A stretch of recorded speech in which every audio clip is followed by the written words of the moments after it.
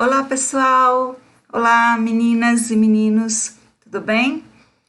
Então, estamos aqui com mais uma aula de língua portuguesa, agora uma aula gravada. Na verdade, eu já tinha gravado uma outra aula para vocês, né? Mas eu resolvi deixá-la um pouquinho em stand-by, que é uma aula sobre anúncio publicitário, e resolvi antecipar o gênero textual histórias em quadrinhos, tá? História em quadrinhos, as chamadas HQs, até porque eu sei que vocês adoram, assim como eu. Aí nós temos, nesse primeiro slide, alguns exemplos de histórias em quadrinhos que nós conhecemos. Nós temos história em quadrinhos da Turma da Mônica, né? Nós temos a capa aí, nós temos Cebolinha, Mini, Zé Carioca, Homem-Aranha e Liga da Justiça, tá? Acredito que vocês conheçam essas histórias em quadrinhos, essas HQs. Não conhecem? Então precisam conhecer, são maravilhosas, tá? Mas a gente precisa saber o que é história em quadrinhos, né? Como foi criada, quem criou, como se deu a construção da primeira história em quadrinhos, em que país ela foi criada, né? Quem foi o artista que criou, o escritor que criou. E a gente vai ver tudo isso nessa aula de hoje, a gente vai ver isso nesses slides que eu preparei para vocês. História em quadrinhos. As histórias em quadrinhos, elas integram os 11 tipos de artes conhecidos no mundo. Tá? O mundo, ele reconhece 11 tipos de artes. E quais seriam esses tipos de artes? A música, a dança, a pintura, a escultura, o teatro, a literatura, o cinema, a fotografia, histórias em quadrinhos, jogos eletrônicos e arte digital. Então, essas são os 11 tipos de arte reconhecidos no mundo inteiro, tá? E a história em quadrinhos, as histórias em quadrinhos que estão dentro desses 11 tipos de arte, é uma forma divertida de contar histórias, tá? Uma maneira despojada de contar histórias. Gente, eu gostaria que vocês, ao assistirem a essa aula, né, tivessem um caderno ao lado, um papel ao lado, caneta, lápis, para que vocês façam anotações. Lembrem-se, um bom estudante está sempre com a caneta e o papel ao lado. É sempre interessante você anotar, né, informações que você considera essenciais. Né? Isso é muito válido para o processo de ensino-aprendizagem. É uma ótima estratégia de aprendizagem a questão das anotações. Eu, particularmente, não sei ler qualquer tipo de livro sem fazer anotações. Né? Vamos lá. Mas o que é histórias em quadrinhos? Antes de seguir para esse slide, eu estou gravando aqui no quarto do meu filho. E aqui eu tenho exemplos de várias histórias em quadrinhos. Eu tenho Turma da Mônica, eu tenho O Cavaleiro das Sombras, eu não sei quem é esse aqui, O Inimigo Invisível, Cebolinha, né? Mônica novamente, quem é esse aqui? Pato Donald, né? Então, ó, são várias histórias em quadrinhos aqui no quarto do meu filho. Aqui em casa, todos nós gostamos de histórias em quadrinhos, todos, tá? As histórias em quadrinhos, também chamadas de HQs, é o nome dado à arte de narrar histórias, por meio de desenhos e textos. Na história em quadrinho, nós vamos encontrar esses dois recursos. O recurso que utiliza os textos, a palavra escrita e os desenhos, né? E esses desenhos e esses textos, eles são dispostos na sequência, até porque é uma história, precisa ter uma sequência, e essa sequência se dá na forma horizontal. Essas histórias, elas possuem os fundamentos que são essenciais às narrativas. Quais seriam esses fundamentos? Elas têm um enredo, a história em si, elas têm personagens, têm tempo, lugar e o desfecho, que é a resolução da história, o final da história propriamente dito, tá? E essas histórias apresentam a linguagem verbal, que é a linguagem onde nós temos basicamente palavras, e a linguagem não verbal, onde temos a presença das imagens, ok? Então, linguagem verbal e não verbal são os tipos de linguagens que encontramos nas histórias em quadrinhos. Nas histórias em quadrinhos, os artistas que criam essas histórias, os artistas que confeccionam essas histórias, eles utilizam de diversos recursos gráficos nessa criação, né? E um dos recursos gráficos mais importantes na criação das histórias em quadrinhos diz respeito aos balões. Os balões nas histórias em quadrinhos, eles têm significados. Para comunicar a fala dos personagens, por exemplo, são empregados balões com textos escritos, né? E aí vocês têm ao lado exemplos de balões, desenhos de balões, né? Logo na parte de cima, do lado esquerdo, nós temos 2 balões de falas, um pedacinho do terceiro balão de fala. Ao lado direito, na parte de cima, nós temos balões do pensamento, que são esses balões em forma de nuvem, que tem as bolinhas. Nós temos abaixo, do lado esquerdo, balões do grito, né, que é esse balão bem pontiagudo, mais balão de fala embaixo, e por aí vai. E o formato desses balões, ele diz muito sobre a intenção daquele que criou a história em quadrinhos. Ele quer que o personagem grite, ele quer que o personagem converse normalmente, ele quer que o personagem sussurre, né? Ele quer que o personagem se mostre chorando. Então, o que ele vai fazer? Ele vai produzir um balão, certo? Ele vai produzir um balão que transmita essa informação que ele quer passar, ok? Então, vamos lá.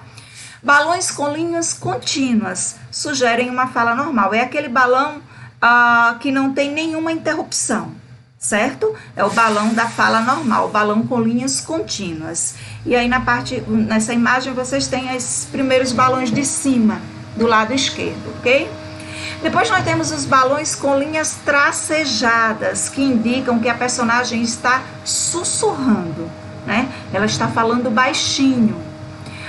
Depois nós temos os balões com contornos em forma de nuvens, que são os balões do pensamento, né? Mostram que o personagem está pensando. Gente, esse barulho que vocês estão escutando agora é do caminhão do lixo, da coleta de lixo, tá? Eu não posso fazer muita coisa porque ele passou exatamente agora. Agora eu entendo os youtubers da vida, né? Quando eles estão gravando, que acontece algum barulho, eles explicam. Eu também aqui estou me sentindo uma verdadeira youtuber, estou explicando o que está acontecendo.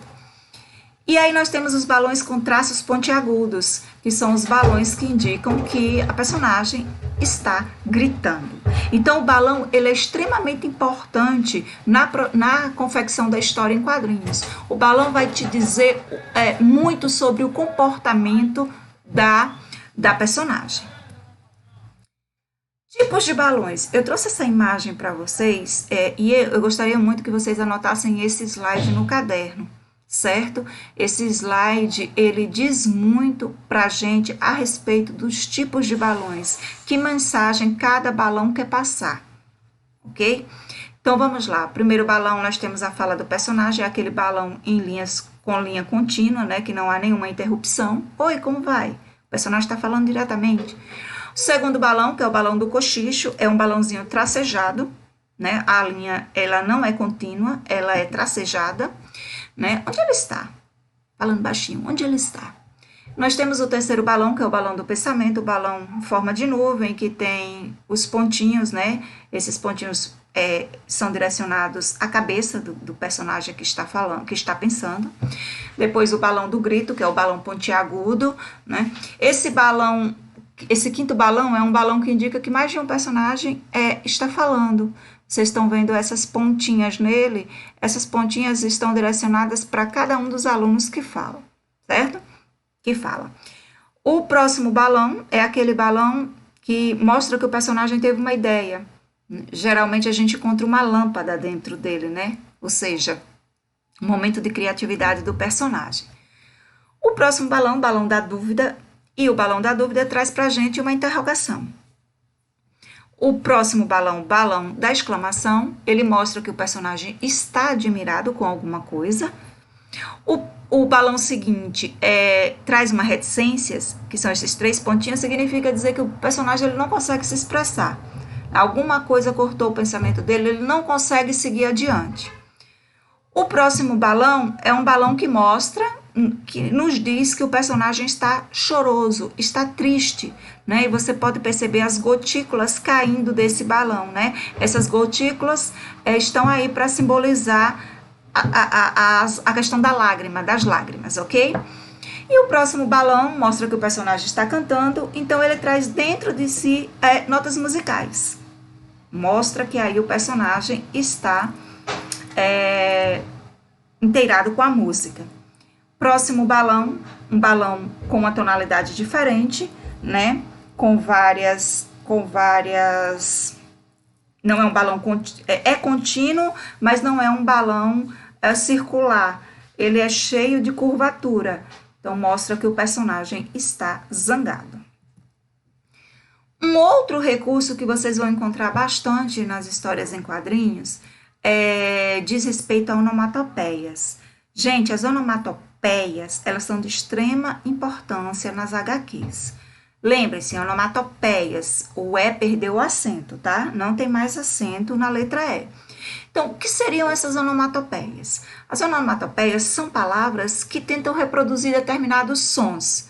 O som de um beijo, o som de um tiro, o som de algo quebrando, o som de um relógio, tic-tac, tic-tac, tic, de um trovão, cabrum, né, de uma bomba, bum, e por aí vai. Então, as onomatopeias, elas têm funções importantes dentro das HQs, né? Elas mostram, elas tentam passar pra gente o som naquele exato momento, ok?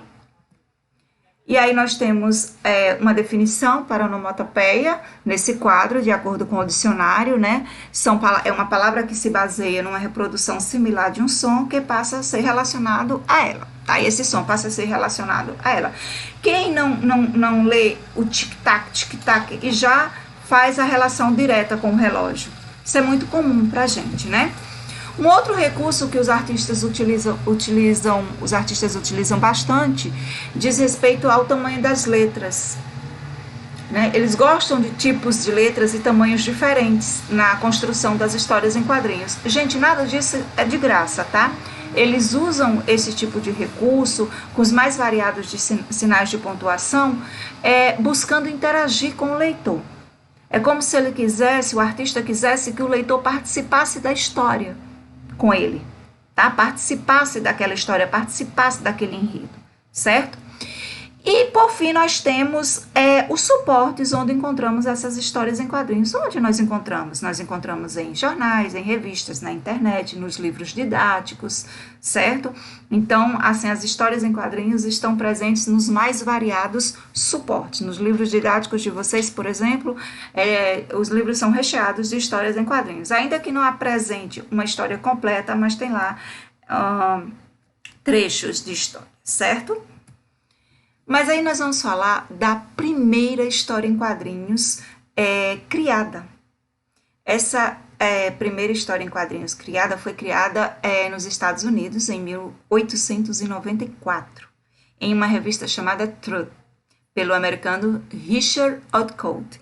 Perdoem o meu inglês, tá? Mas é o que temos para hoje. Vai ser esse inglês mesmo. Eu vou tentar portuguesar o máximo que eu puder, até porque eu não domino, gente, a língua inglesa. Vocês que dominam, vocês que estudam inglês na sala de aula, vão me perdoando, tá? E não me denuncie para a professora Jane. Meses mais tarde, o que aconteceu? O jornal New York World começou a publicar essa história em quadrinhos oficialmente, tá? E essa história em quadrinhos teve como título The Yellow Kid. Contra a história desse menininho aí ao lado. Ele é o The Yellow Kid. É um menininho que usava uma camisola amarela e ele vivia pelos guetos de Nova York, né? Sempre vestido com essa camisola. Mas essa história em quadrinhos não era uma história só para diversão. O objetivo dela não era somente divertir o leitor.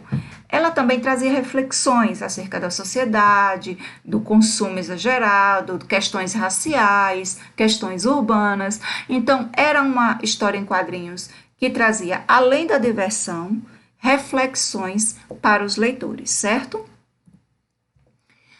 Embora as histórias em quadrinhos, a primeira história em quadrinhos foi criada lá nos Estados Unidos, em 1894, muita dessa história em quadrinhos tem influência nas pinturas católicas do século XIV. Então, a Via Sacra, contando a história, a Igreja Católica trazendo a Via Sacra, né, que a Via Sacra conta a história, a trajetória de Jesus, desde o julgamento até a condenação. Então, essa Via Sacra serviu de inspiração para a construção das histórias em quadrinhos, tá certo? Então, não foi uma coisa que surgiu do nada. Já no século XIV, a Via Sacra serve de inspiração para a construção dessas histórias, né? Até porque, se vocês percebem, os desenhos são feitos em quadrinhos e estão dispostos de forma sequencial, muito parecidos com a estrutura das HQs que nós conhecemos. Mas e a história em quadrinhos no Brasil? Quando surgiu? Quem foram os artistas pioneiros, né, na construção dessas histórias? No Brasil, a primeira história em quadrinhos, né, chamou-se o Tico Tico e foi publicado no jornal O Malho, tá, gente, em 1905. Quem idealizou essa história em quadrinhos foi o artista Renato de Castro. Só que esse artista, ele teve influência de uma história em quadrinhos francesa. Também não vou me atrever aqui a pronunciar francês. Eu vou aportuguesar a Semana de Suzette, né? Foi essa história em quadrinhos que influenciou a criação da história em quadrinhos do Tico Tico, certo? E essa história em quadrinhos, ela tinha como personagem um garoto muito popular chamado Chiquinho.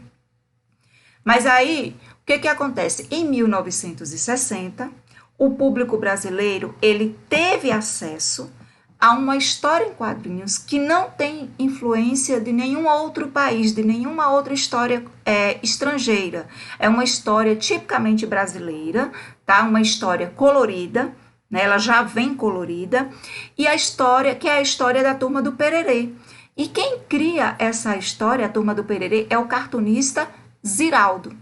Nós vamos trabalhar com Ziraldo, certo? Quem puder já ir dando uma pesquisada para saber quem é Ziraldo, o que ele produz, né? Ziraldo está vivo, tá, gente? Continua produzindo, ele tem livros infantis excelentes. Lembrem-se, livros infantis não significa dizer que são livros direcionados exclusivamente para crianças. Eu, particularmente, adoro livros infantis. Eu acho que livro infantil tem muito a ensinar ao adulto, ok? Então, a Turma do Pererê, ela foi criada por Ziraldo e foi publicado pela editora O Cruzeiro. Essa turma, essa história em quadrinhos, ela trazia personagens inspirados na cultura nacional. E aí vocês têm o próprio Saci Pererê, um índiozinho, né, um coelho, enfim, um macaco, tartarugas. Então, são personagens, a onça pintada, inspirados na cultura nacional, totalmente nacional. Não teve influência de histórias em quadrinhos estrangeiras, tá? O Tico Tico teve como influência uma HQ francesa, mas a Turma do Pererê não. A Turma do Pererê é uma história em quadrinhos totalmente brasileira. Em 1964, o que acontece? Instala-se a censura no Brasil. É o período de ditadura militar. O que se imaginava? Que as histórias em quadrinhos fossem perigosas, né? Então, o que aconteceu? A ditadura militar proibiu as histórias em quadrinhos por 11 anos, de 1964 a 1975. Durante 11 anos, nós não tivemos circulação de histórias em quadrinhos no país. E foi também nessa década de 60 que surgiu a mais conhecida história em quadrinhos do Brasil, que é a chamada Turma da Mônica, que vocês já conhecem. É a minha história em quadrinhos favorita.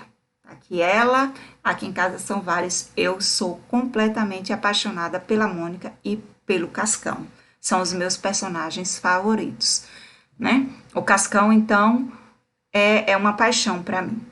Então, a Turma da Mônica foi criada em 1960 e foi criada pelo paulistano Maurício de Souza. Nós também vamos trabalhar com Maurício de Souza, quem puder já ir dando uma pesquisada sobre a vida dele, quem foi, quem é, na verdade, que ele está vivo, né? Suas criações, já pode ir fazendo isso, porque a gente vai precisar mais lá na frente, tá? E essa revistinha, a Turma da Mônica, gente, ela fez tanto sucesso que hoje ela é publicada em mais de 40 países e traduzida em 14 idiomas, 14 línguas diferentes. E olhem aí embaixo nesse slide a evolução da Mônica. 1963 até 2013. De 1963 até 1970, a Mônica tinha uma raiva só. Olhem para a fisionomia dela. Os olhos. Pensa numa raiva dessa garota. Ela começou a melhorar em 1985. Em 2013, ela já está com o semblante que nós conhecemos hoje, né? O Sansão, o coelhinho da Mônica, também muda. Ele começa amarelo, né? E as orelhas mais pontudas. E aí ele dá uma mudada considerável em 2013. Eu particularmente gosto muito da Mônica, mas essa Mônica de 1963, ela tá bem invocada, tá, gente? Bem invocada mesmo. E as histórias em quadrinhos pelo mundo? Vamos ver alguns personagens considerados extremamente importantes? Essa menininha aí eu tenho certeza que vocês conhecem. Quem não conhece vai conhecer agora. É a Mafalda. Né? A Mafalda é uma garota de 6 anos de idade, mas é uma garota com pensamento de gente grande, um pensamento reflexivo, crítico, questionador.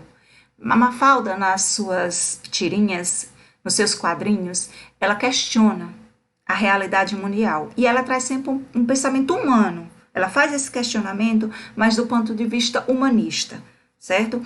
Mafalda é uma criação, Mafalda não é brasileira, Mafalda é uma criação do argentino Quino, né? Criada no ano de 1964, logo quando a ditadura militar se instala aqui no Brasil. Tá? Então, Mafalda não é brasileira, tá, gente? Ela é argentina. É a criação do argentino Quino. Tá? E é uma criança de 6 anos de idade. Mafalda é muito conhecida em toda a América Latina e na Europa e se tornou um símbolo argentino. E aí vocês têm. As pessoas esperam que o ano que está começando seja melhor que o anterior. E aí o que Mafalda responde? Aposto que o ano que está começando espera que as pessoas sejam melhores. Então, ela mostra que o problema não é o ano. O ano vai continuar ali. O problema são as pessoas. As pessoas que precisam melhorar para que o ano se torne mais agradável, certo? As pessoas precisam fazer com que os anos fiquem melhores. Isso é uma responsabilidade das pessoas. O ano vai continuar ali, né? Nós vamos entrar ano, sai ano. As pessoas que precisam fazer com que esse entrar e sair de ano se torne melhor, né? Um mundo melhor para se viver. Uma outra HQ notável, extremamente importante, vou aportuguesar, tá? É a HQ do Calvin e do Haroldo, certo? Intitulada no Brasil Calvin e Haroldo. Ela foi criada em 1985 pelo americano Bill Watterson, né? E foram exibidas em jornais até o ano de 1995. Gente, eu utilizo ainda as tirinhas de Calvin e Haroldo até hoje. Gosto muito desses dois, desse menininho e de seu ursinho de pelúcia. Na verdade, o Haroldo é um ursinho de pelúcia que vive grandes aventuras com Calvin, certo? Coisa de criança, né? As crianças, elas costumam dar vida aos seus bichinhos de pelúcia e Calvin não é diferente. E aí nós temos os quadrinhos. Eu sou um homem simples, Haroldo. Isso é Calvin que está dizendo. Mas aí Haroldo disse, você? Mas ontem você queria um carro movido a energia nuclear que pudesse se transformar em um avião com mísseis rastreadores de calor. Ou seja, isso é ser simples? Aí ele responde, eu sou um homem simples, porém de gosto requintado. Né? Aquele meme que tem, né? eu sou uma pessoa pobre, mas com gosto requintado, né? E aí tem uma mulher lá admirando uma bolsa na, na vitrine de uma loja, né? Então, o, o Calvin, ele é um garoto simples, mas ele tem pensamentos extremamente requintados. Ok? E aí a gente finaliza nós finalizamos nossa aula, os nossos slides. Quem tiver a oportunidade de assistir mais uma vez, acho que seria interessante, até porque, gente, nós vamos fazer atividades sobre histórias em quadrinhos. Vocês vão ter que criar histórias em quadrinhos, vão ter que enviar para mim essas histórias por meio de fotos, tá certo? Eu vou querer ver, não vai ser agora, não estou pedindo agora, a atividade vai ser passada depois, a gente ainda vai ver outras coisas sobre histórias em quadrinhos. Mas a nossa aula de hoje, ela para por aqui. Eu espero que vocês tenham gostado, espero que tenham feito anotações importantes, espero que tenha ficado claro para vocês sobre a origem das histórias em quadrinhos, tanto no mundo quanto no Brasil. E lembrem-se, dentro de casa, quem puder ficar em casa, faça isso por aqueles que não podem, né? Aqueles que estão na linha de frente do combate ao Covid-19. Vamos ficar em casa e vamos ficar estudando, né? Afinal de contas, a vida não para e o conhecimento está aí para a gente absorver o máximo que a gente puder. Beijão, tá, gente?